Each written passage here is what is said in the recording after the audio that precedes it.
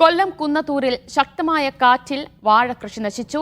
തൊളിക്കൽ ഏലായിൽ 1000-ലധികം വാഴകളാണ് ഒടിഞ്ഞു വീണത്. ലിജോ റോളൻസ് വിവരങ്ങൾ നൽകും. ലിജോ, വലിയ രീതിയിൽ കൃഷിനാശമുണ്ടായിട്ടുണ്ടോ?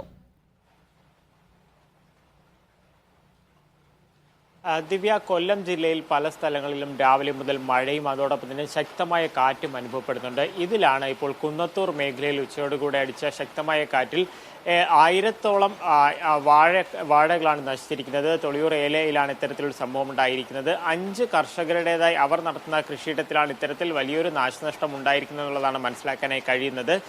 കഴിഞ്ഞ ദിവസങ്ങളിലൊക്കെ തന്നെയും കാറ്റിൽ ചെറിയ രീതിയിൽ നാശമുണ്ടായിരുന്നു. പക്ഷേ ഇന്നാണ് വലിയ രീതിയിൽ അവർക്ക് അവിടെ ഒരു നാശനഷ്ടം ഉണ്ടാവുകയും വലിയ രീതിയിലൊരു നഷ്ടം തന്നെ അവർക്ക് ഉണ്ടാവുകയും ചെയ്തിട്ടുണ്ട്. ജില്ലയിൽ മറ്റ് സ്ഥലങ്ങളിലും ഇന്ന് കാര്യമായ പ്രശ്നമൊന്നുമില്ലെങ്കിൽ പോലും ചെറിയ രീതിയിൽ പലയിടങ്ങളിലും മരം വീഴുകയും മറ്റ് പ്രശ്നങ്ങൾ ഉണ്ടായിട്ടുണ്ട്.